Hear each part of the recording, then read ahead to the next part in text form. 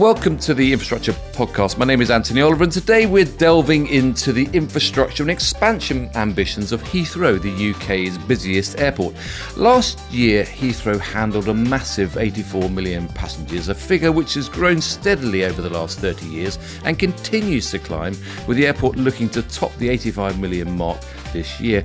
An investment in infrastructure, or 100% private investment, has been key to managing this growth. Think Terminal 4 in 1984, Heathrow Express in 1998, Terminal 5 in 2008, Terminal 2 in 2014. But it's fair to say that since then, investment has perhaps slowed a bit. First as the airport battled for expansion via its controversial third runway, then as COVID decimated its passenger numbers and business model. But all of this is changing. Last year, the airport unveiled a £10 billion private investment plan for the next 5 years. And on top of that, it finally announced plans to press forward with its long-awaited third runway project. So it's a complex web of passenger upgrades, digital transformations, and a race to reach net zero. My guest today understands that complex challenge, having been embedded in the airport for the last 18 years. Javier Echave is Heathrow's Chief Operating Officer, a role he took on 2 years ago after nearly a decade as the airport's CFO. As such, he is now responsible for turning those multi-billion-pound ambitions into both physical and commercial realities, plans that will first expand capacity by 10 million passengers a year, before transforming the airport with a proposed 30 to 40 billion plus third runway investment designed to take capacity to a staggering 150 million passengers or so a year by perhaps 2036. Bold plans, so let's hear more. Javier, welcome to the Infrastructure Podcast.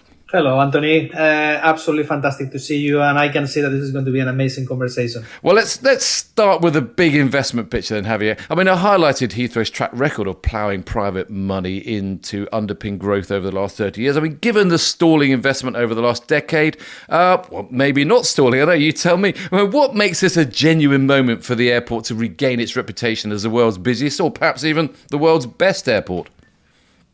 Well, I think this is probably for me the most important thing. I think that I have been working at Heathrow for 18 years, most of my time in finance. So I have been fundraising, I have been contributing to create these amazing assets. But actually, my biggest realization at Heathrow is that Heathrow is that's not the most important thing of Heathrow. I think at the end of the day, our purpose is making every journey better, is delivering those extraordinary journeys, what we do. Mm-hmm. And I think that that's ultimately the success of Heathrow. Heathrow is today the only hub airport in the largest aviation market in the world.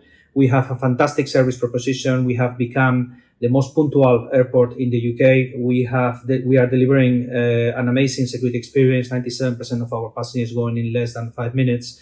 And we have state-of-the-art facilities. But more importantly, all of this infrastructure, all this funding is at the service of customer experience. And what we mean by customer is passenger experience, is airline experiences.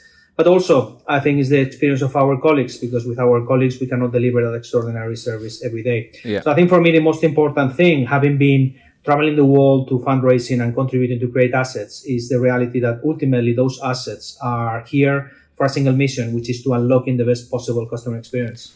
Well, we'll talk a bit more about this this focus on passengers in a moment. But let's talk about the recent announcement in January that you greenlit the start of work and investment in the long-awaited Runway 3 project. But of course, you are still awaiting feedback and approval from the regulator for the next 5-year, £10 billion investment period. I mean, the CAA won't provide clarity on what you'll be able to charge until spring, and the DfT doesn't publish the draft airport's national planning statement until summer. A lot of complex moving parts, and you're spending private cash. So how risky is pressing forward with these plans if the frameworks that underpin them still don't yet exist? Well, I think that you are just showing some of the complexities of expansion program. But I think if we start by order, first of all, is why expansion? Well, first of all, Heathrow is full today. And Heathrow is full today because it's a phenomenal customer success. When it comes to passengers, we welcome 85 million passengers a year. That means a flight every 45 seconds, in excess of 250,000 passengers every single day. And passengers are saying that they love Heathrow. We can always do better, and I think that that's my mission in terms of making sure that every day we do better. But actually today, Heathrow is an extraordinary airport, and it's delivering an extraordinary airport. Airlines are saying the same. I think at the end of the day, customers vote with their feet. Heathrow today is full. 6 out of the top 10 most profitable routes in the world travels through Heathrow. Slots at Heathrow, airlines pay absolute fortunes to travel to Heathrow, in excess of almost $100 million per pair of slot. That only happens at Heathrow. Most of the slots in any airport in the world are free. And therefore, the reason why we need expansion is because customers are demanding more of Heathrow. And obviously, being a national critical infrastructure and being the only hub, we are the one bringing the exports in the UK. 1/3 of the exports of the UK, £300 billion every single year, travel through the UK via Heathrow. And that's why this is not just a project for our customers, passengers and airlines. It's also a project for the UK overall and for our local communities to thrive, because again, Heathrow is the single largest employer in the UK in a single site. So this is why expansion is key. But obviously, as you mentioned, I think that we have been discussing about expansion for many years. And one of the things that as directors and at Heathrow, we need to make sure that expansion happens in the right way. And in the right way means that all these things that you have mentioned embedded within your questions, in terms of clarification, in terms of regulatory conditions, making sure that the planning timelines are aligned with the ambition of the government in terms of timeline, they are in place before we kick off. We have already invested in excess of £500 million in our previous attempt with expansion. I think the last thing that we need at this stage is to add extra investment. So I think in terms of where we are today, I think the government has never been more supportive in terms of expansion. When you hear the Chancellor or even the Prime Minister talking about the need of hub capacity into the UK, I think it's fantastic. I think it's the combination of finally they have realized that it's there. I think where we are now is officials as well as the regulators, they are completing all the details, and the devil is in the details. And therefore, we hope that by July, we can really take off in full the expansion program. Today, we have started the program because the expectation from the government and the ambition from the government is that we deliver this as fast as possible.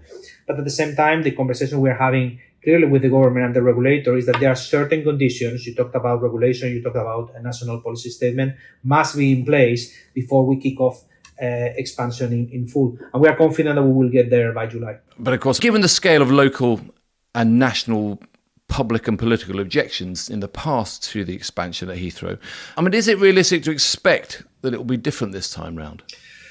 Well, I think it's different because, first of all, I think that the support, I think is crystal clear. I think the business case for expansion has been never been more clear than it is now. I think that, but again, probably embedded in your question, you are flagging some complexities. Expansion, because of the size and criticality, is not something that can happen at any cost. It cannot happen at any cost from an economic perspective, and airlines have been crystal clear, and we absolutely agree with that. That's why we're working with them behind the scenes to design no more and no less than they need to thrive. Because again, being a customer-centric business, it's really important that our airlines thrive at Heathrow, but also local communities. We need to make sure that as a responsible business, we don't take shortcuts. We need to make sure that we prioritize and unlock the benefits of aviation, while also recognize what society is telling us in terms of you have to do everything in your hand to protect against carbon footprint growth. You have to protect to ensure that noise is properly mitigated within the community. And again, we are going to key that. But all of this comes, Anthony, from the same reality, is that we are a customer-centric business. The journeys that we really want to protect is the journeys of our passengers, is the journeys of our airlines, is the journeys of our colleagues. And those colleagues live in the local community. Therefore, that's why expansion has taken long, and we are very keen that in this occasion it will happen. But it's not easy, as you can see. Well, the government set a target for flights from the new runway to begin in 10 years, but Parliament's due to vote on the final airport's national policy statement in autumn this year, which kind of that will underpin the project. So what is the plan B for capacity if that 2036 date becomes an unrealistic target, either because it's delayed or because it's not allowed? Well, I can understand why many people, when they see the size and complexity of Heathrow expansion, will be overwhelmed. But I think that probably what I would say is that Heathrow is a very experienced infrastructure provider. I think we have done this before. When you look at Heathrow 15 years ago, in the last 15 years, Heathrow has doubled its size in terms of investment. Back in 2008, Heathrow was not the strong hub airport that we have today. When you look at all the benefits that we have been able to unlock in terms of connectivity being the standard of safety and security across the globe, one-stop security, unlocking all those benefits, we have doubled the size of the investment at Heathrow in the last 15 years. And we have even put our funding in place, etc., etc. So in terms of particular projects, we have done it in Terminal 5, we have done it in Terminal 2, and we have done it in the most complex airfield in the world, while being full and with very limited space. Heathrow footprint is only 12 square kilometers. It's a third of the size of Schiphol. It's a sixth of the time of Istanbul or Dallas-Fort Worth for the same throughput. Yeah. And that's why I think that everyone has to be reassured that this is not something that we are going to experiment with expansion. This is what we do as a business. We are very competent and we do this on time and on budget. Well, it's what you do, but I suppose it's what you've always done. It's approaching 30 years since the former BAA boss, Sir John Egan, published his seminal Rethinking Construction report, which drew heavily on the construction, design, delivery success and innovation seen at Heathrow. It was a basis for a blueprint to transform the sector. I mean, do you think Heathrow can lead the industry in the way perhaps it did back then, once again with this kind of investment programme? Well, I think it's happening already. So Heathrow, when you look at Terminal 5, almost 20 years ago when it opened, Terminal 5 became the new standard for terminals across the globe. The transformation of Heathrow through investment, through the regulatory asset-based model, is the standard for infrastructure delivery that the UK is trying to roll over everywhere, from nuclear to water to gas, from everywhere. So Heathrow and some of the pillars underpinning the success of Heathrow has already become a global standard to follow. And again, what we have to be careful is that we don't remain or we don't become complacent. I think that technology, is approaching different things. Customers are seeking better for less every single time, and therefore we just need to keep adapting. But all of that is starting from a very strong foundation. Heathrow has already done this before, and we have huge experience and a talented team to make this happen. So lots and lots of really exciting plans, but just getting to the here and now, you've got investment plan for 2026, and you've just kickstarted a £1.3 billion investment to round out the H7 investment period. And then that will start with a revamp of Terminal 4 that won't be finished, of course, until 2031. I mean, how do you plan to maintain normal operations during that 5 years of heavy construction when you're rebuilding the terminal? Well, I think for me the success is a combination of having an extremely talented team with experience of having done this, and importantly co-creating this with our airline customers. I think when you look at the plan that we have in place for Terminal 4, we acknowledge that it's a big endeavor. Many people talked about the car park in Terminal 4, but it is much more than a car park. I think that car park is the entry, is the forecourt into the terminal, structurally underpins the terminal. And it's the first thing that you get when you get into Terminal 4. We have amazing airlines in Terminal 4 that they want to succeed. When you look at the demographics of those airlines, they are primarily connecting London with the Middle East, and therefore the expectations in terms of experience is extremely high. And I think the success is very much has been about designing a project that delivers what airline needs at the end, but also through the construction phase, which is going to take several years. I think we protect the minimum service. So what it means? Well, it means very much like, for example, we have changed from the original proposal that we had, which was aiming the cheapest solution. Our airlines are telling us we want to invest a bit more to ensure that we protect the experience through the construction phase. So, for example, we're going to keep half of the car park running through the entire process. That's going to allow us to ensure that we have a passenger and pickup product through the entire life of the project, because that's important for our customers. And therefore, if it's important for my airline customers, it's important for me. And we are adapted to that reality. So success is a combination of having clarity of the outcomes that we are seeking, working with our airline partners to make that happening, and obviously relying on an amazing construction engineering team that has a huge experience of making these things happening.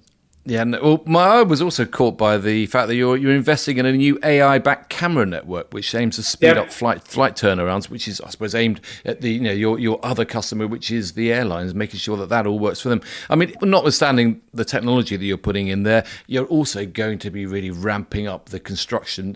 First of all, in it as you finalise H7, but also as you move into H8, a 5-year period up to 2031. I mean, the industry, the infrastructure delivery, the construction industry is under resource pressure across the sector. I mean, is the supply chain in shape to deliver for you right now at your costs and to your schedule? I mean, how do you see that supply chain evolving to your growing needs in your very, in many cases, specialist area of delivery? I think it's in great shape, but we can always get better. And I think that this is where integrating planning more effectively, I think in terms of looking and preparing. I think one of the things that we are discussing internally and with our airline customers and our passengers and the regulators is how more we can do in terms of rather than being a price taker, we can become a price maker. And that means very much by industries like infrastructure, where you have assets that are much longer. And Heathrow this year is celebrating the 80th anniversary of Heathrow. Yeah. Our plan is to be around even longer than the next 80 years. And therefore, with that opportunity, we must think in terms of how can we shape the supply chain in a more stronger base. So first of all, Heathrow can enjoy better delivery, more use of, for example, off-site manufacturing, which is safer for our people, is cheaper. But also, I think it creates a legacy in terms of talent and skills that in the future can be used by other infrastructure programs across the UK. That's our intention, that we are not just looking in terms of how to deliver this as cheap as fast as possible, but also as cheap as fast with the best possible quality and ideally leaving a legacy that the UK can enjoy afterwards. Yeah, and I imagine that's really critical as you move into that 2027, 2031 H8 period, because you've got £10 billion worth of plans set out. I mean, alongside the physical infrastructure, and you've talked about it as well, the next 5-year period is really highly focused on delighting passengers. I think you've got a goal of 95% of passengers rating their journey as good or excellent. I mean, what specific infrastructure change in H8 do you believe will have the biggest impact on that number? What are passengers? What delights them when they come to airports that you really need to get in place? Well, I think first of all we have a target of 95% that we will not stop under 100% of the times passengers are happy, and therefore that's why this is part of our purpose. We deliberately a few years ago we chose to move from best to better. Better is limitless, and we will not stop until every single passenger, every single time, including passengers and airlines, are happy with us. We know we're not there yet, but there's a lot of areas for delight. So, for example, one of the fundamental challenges, we have a great opportunity that we can unlock through technology. We talked about the recent changes in security. We have the most innovative technology that, again, helps passengers to keep their liquids in their bags, but also delivers the most safe outcome and secure outcome that you could have. We have talked about using AI technology to improve the turnaround of our airline networks, which is critical for them. We talked about capacity. Heathrow is full today. So is there anything else that we can do to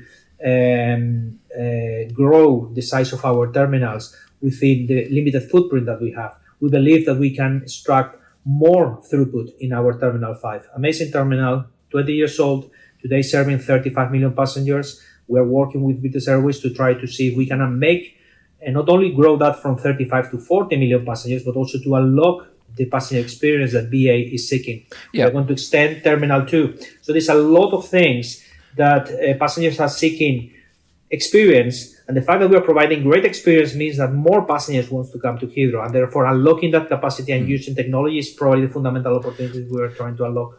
But is it, I suppose, the key thing, Javier, are you trying to keep passengers in the airport longer to buy more things and have a great experience? Or are you trying to get them in and out as quick as possible? What's the strategy there? I think it depends on different passengers want different things. And I think that when we define our passenger experience, we identify 6 personas. I can tell you my own personal experience. I happen to be a COO, but also I'm father of 4 children. Tonight, I'm traveling on business travel. My experience tonight is going to be one where I'm seeking no one talking to me and go fast into delivery. If I happen to travel with my 4 children and my lovely wife, I think because it's part of the holidays, we would like to spend it slightly longer. If I travel with my brother who has severe disabilities, I want to spend a bit more time and he having more care and we take it more relaxed. So different passengers, and again, it's not a different passenger in terms of passport number and identity. It's the same individual. Depending on the needs of the traveling, you might need different needs. And Heathrow, we shouldn't be just imposing the experience we believe that you want, Anthony, is that we have to listen to you and we have to adapt to that experience. And the same happens to airlines. Different global carriers have different needs from network connectors, circle connectors, etc. And therefore, part of the what we are trying to unlock at Heathrow is how can we adapt infrastructure, which is intrinsically rigid, to adapt to the needs of different passengers, different airlines, and to our colleagues as well. Yeah. And therefore, that's where success comes. If we can really adapt different parts of the journey to your needs, so you feel satisfied anytime, irrespectively of the needs that you have that particular day. Yeah, that's a very interesting point. As I say, it is in many ways horses for courses. But I suppose my experience of Heathrow, I have to say, has been pretty good of late. So well done on that front. In H8, you're also aiming for that. No problem. You're also aiming for £800 million of an efficiency savings. I mean, where do you see those savings coming from? Without cutting staff, or I suppose cutting the services that drive your business and create those wonderful experiences for passengers? So I think this £800 million, just to be clear, this is what the CAA has assumed in the initial proposals, which they have just published. And by the way, they're just initial proposals. We believe that that number is incorrect for many ways. So, for example, they have included no budgetary provision for one-stop security, which is one of the products that our, especially American carriers, love at Heathrow. They have assumed certain assumptions around they have, for example, assumed that utilities pricing is going to evolve based on RPI. And I don't know, Anthony, but my invoice is not evolving at RPI rates. There are many things that the CAA has made some assumptions. And again, we respect those, but we believe that they are inaccurate or incorrect or incomplete. And therefore, that's why I think at this stage where we are is a process where they have put a proposal forward. We will respond to those proposals by May, and therefore we will wait for final decision. But again, having said that, when the CAA make a final decision, we will have to operate within that. What can we do? At the end of the day, I mentioned before, I have been for 10 years a member of the board and CFO. I have never been a cost cutter CFO, because what I'm really aspiring, my objective is to make sure that, first of all, we are as effective as possible. And because effectiveness is the most effective way to unlock efficiency. So what are the duplications that we have in place? What are our passengers seeking? What are the things that they don't want extraordinary on everything? There are certain things that they want extraordinary, and there are other things that they don't have extraordinary. They don't want extraordinary. Therefore, what we have is to adapt to what our passenger and airline customers are seeking, and therefore, and within that, try to be as effective as possible, and also continue engaging with our supply chain to extract the best possible value in the supply chain for our customers. And we will continue doing that. We have a strong track record of doing that. Technology has a huge role to play in terms of making sure that we can deliver better for less. And therefore, as said, we will continue doing our best. I'm not waiting for a regulator to try to unlock the best possible efficiency. We are already doing these type of things. And again, we will continue to listen to our customers and use technology as a way of unlocking the best possible value for them. And you've also mentioned the fact that you're going to be looking at off-site fabrication, modern methods of construction to try to bring those efficiencies during the construction process. Exactly. Exactly. Let's talk a bit about you, Javier. You're from Spain originally, from Madrid, I believe. You're now very much based in the UK. How did you end up embedded in the Heathrow operation? Well, I suppose that I started my career, has always been passionate on infrastructure. And I am passionate for infrastructure because what it does, I think it creates connections. And I think that when I started my career as a finance professional, infrastructure gives you a 20-year horizon to play with. And therefore, there are certain things that you can experiment in infrastructure that many other business you cannot do it. And then from there, I moved into funding. I love funding and very much understanding in terms of what are investors seeking in an investment like Heathrow. And then from there, I became even more curious about customers. And therefore, I ended up moving from many places. I found Heathrow an amazing place to grow a career. And it's something that I'm very passionate in terms of. I have had the opportunity to enjoy amazing bosses that have support me and stretch me almost in equal conditions. And this is the type of environment I want to create to 18,000 people in my team, that they can at least enjoy the same opportunities I have enjoyed. Being clear that our passengers are demanding quite a lot, but also that Heathrow is an amazing place to grow a career. Yeah, no, well, the two things you mentioned there, I think are quite often underrated aspects of infrastructure. You know, how do you put together the finance, and how do you make sure that you are creating infrastructure that works for its customers? And I think, you know, for you, those remain the tenets of what you're trying to do. Correct. But again, I think that there are so many things, so many ingredients that ultimately creates great service.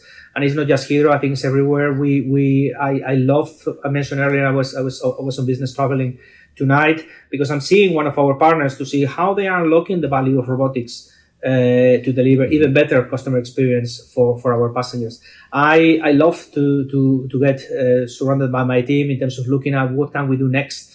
I think complacency is something that we are proactively fighting, simply because our customers deserve better every day. I think that there are more choices, there are other airports, and again, I think that the best way that we can do this is to keep curious, keep learning, recognizing that perfection is an aspiration, but actually does not exist. It's something that you want to be as better as possible. And also, I think another important thing, hopefully, you can get from the tone of today. I think one of the culture we are trying to create at Heathrow is that I definitely take my job very seriously, but I try not to take myself so seriously. I think that being grounded and staying humble, I think I learned from important people in my life in the past that it's really important to keep grounded. Yeah. Well, what do you get up to outside your busy life at Heathrow? You got a wife and 4 kids. How do you keep yourself busy? Well, I think they keep me busy and they keep me young and they keep me active. And obviously, I think in terms of personal hobbies, I love cooking. I think I have an amazing... recently, I have the opportunity of having probably one of the things I really wanted in life, which is having an amazing outdoor kitchen, which I tend to use quite frequently with my children and friends. I love tennis. I love probably every racket sport. I think tennis, pickleball is something I have started recently. And I really like to spend time with my friends and family because life sometimes can be short.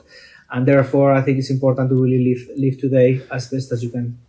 No, well, good luck to that. I mean, sadly, my tennis days are probably over. I haven't got the knees for it anymore, but, it's such a shame. But there you go. But apparently those new forms, pickleball is better for that. But Pickleball is amazing, Anthony. I think you have to try because I think the great thing of pickleball is that it normalizes physical fitness and technique, and therefore it's a great fun sport, I have to say. Okay, well, I must check that out. Go back to the day job, though. Let's just have a quick romp through what you've got planned over the next 5 years. Because even without the runway 3 expansion, you've got trying to increase capacity by 10 million passengers and freight capacity, I think, by 20% by 2031. I mean, it's an ambitious program. I mean, it includes demolishing T1 and extending T2 and building a new tunnel. I mean, what's the biggest operational risks when you're doing this kind of work to the central terminal area and you're really kind of turning the airport upside down while it's being used at high capacity? I think the fundamental risk is that don't take it for granted. You have to keep reminding yourself, and you have to continue role modeling that there are many things and in many places where we can be a bit more ambitious and take risk. But there are few areas where you cannot tolerate single risk, and that's safety and security. Safety and security is the area where there's no man in the world to pay putting the life of someone at risk, leaving aside having an incident. There's no man in the world to put the security of our colleagues or our passengers at risk. And again, there are many things that can go wrong. The fact that Heathrow is working so well and delivering such a safe record every single day, I think it requires a hell of a lot of focus and a relentless, disciplined way of doing business. You cannot become complacent. I think Heathrow is such a vibrant city, 350,000 people between passengers and colleagues, that you have to keep focusing on that every single day. At the same time, we have an amazing team that rely on this. So some of these things that we are doing, we are demolishing Terminal 1 in a live operation. We are resurfacing runways in the middle of the night. In the most busy operation in the world. We have an amazing team. We have amazing professionals attracted by Heathrow. But again, safety and security is something that we have to keep focusing every single moment. Yeah. Well, just a quick one about the elephant in the room, which is about the sustainability credentials of airport operations. I mean, you plan to take 3 million tonnes of carbon from your operations. I mean, bearing in mind that there's some really tough EU, UK sustainable aviation fuel targets. I think it's 22% by 2030 the airlines have got to use. I mean, is it realistic and honest to talk about a sustainable airport nowadays?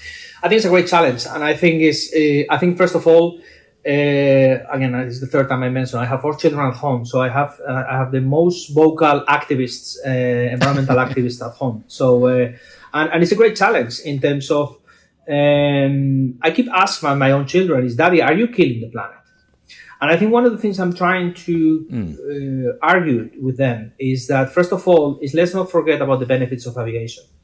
United Nations, many years ago, I think that they set several sustainable development goals.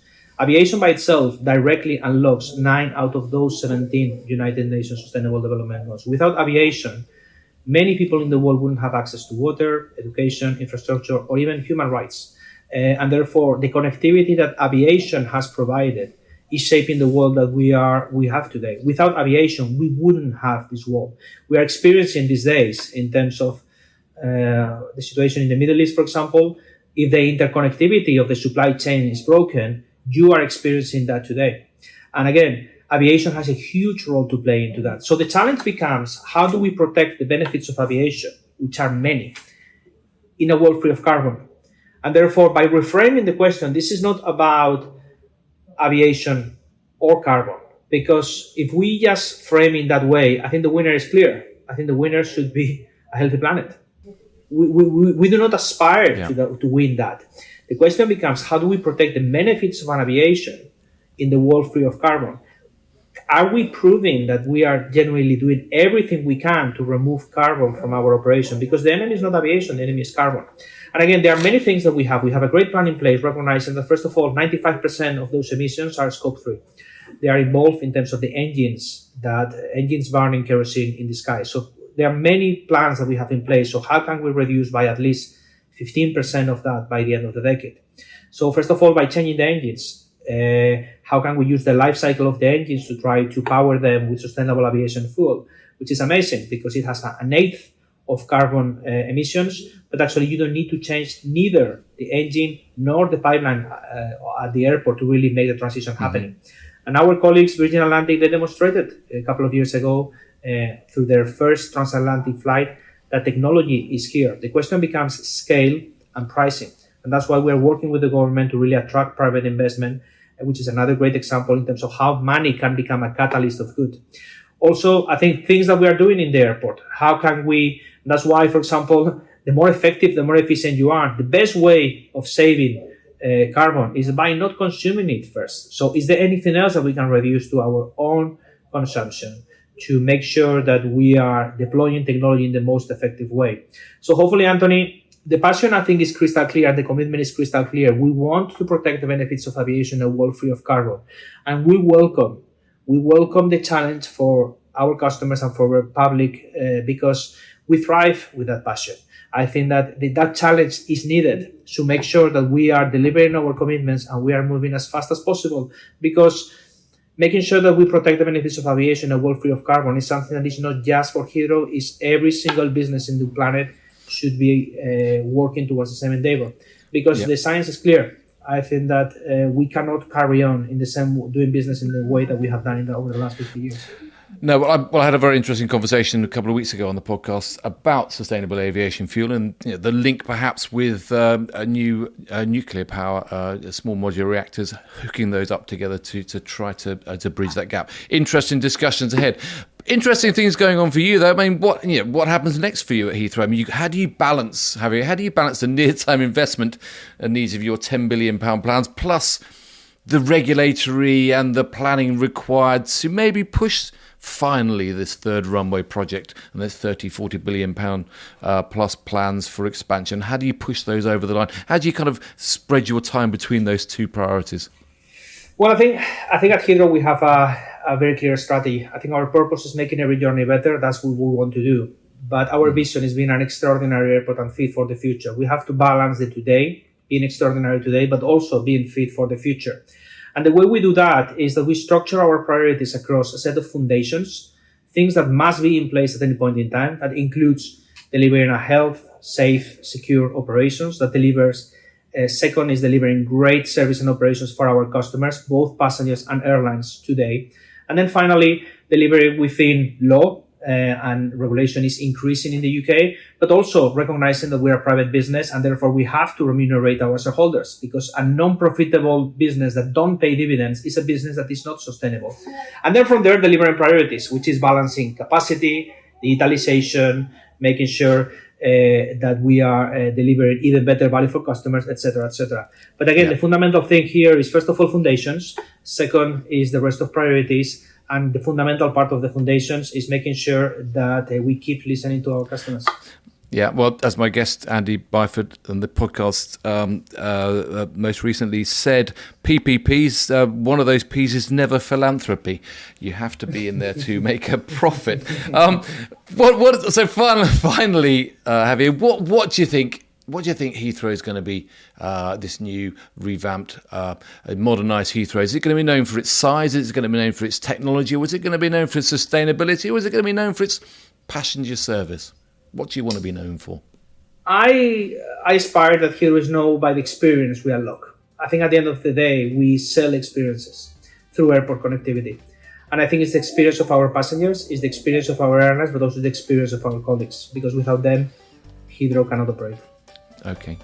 Javier, it's great to meet you. Thanks so much for sharing your really, really exciting plans for expansion, but also plans for investment. I think that's a real key thing. It's investment in the airport, but also investment in passenger experience. I'm going to continue to follow the progress that you make over the next few years. There's going to be some big political noises, I'm sure, but there's also going to be some really interesting technical challenges there. So thanks so much for sharing it. Thanks for joining me today on the Infrastructure Podcast.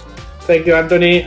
Please continue coming to Heathrow. You are a fantastic customer, and please keep coming. I will certainly look forward to the next one of those romps through Heathrow for sure. But sadly, that's all we've got time for today on the podcast. But there is more in the pipeline as we continue to probe the big issues facing the sector. If you haven't done so already, do check out the Infrastructure Podcast website, www.infrastructure-podcast.com, where you will find background information and all the latest podcasts to listen to and to share. So thanks for joining us. Thanks again to Javier, and I look forward to seeing you again very soon.